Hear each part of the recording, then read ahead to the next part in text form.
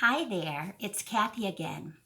In this episode of A Cheap and Single, or How to Be Green on a Budget, I'm going to show you my very favorite hot fudge sauce. So here you go. You need 2 ounces of baking chocolate,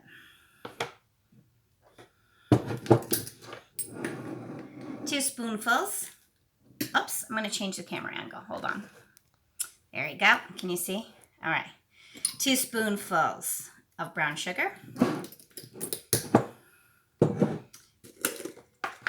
a spoonful of peanut butter. If you're allergic to nuts, it's not necessary. It works the same without.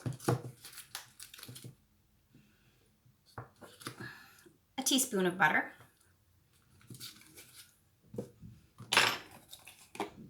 Two tablespoons of milk.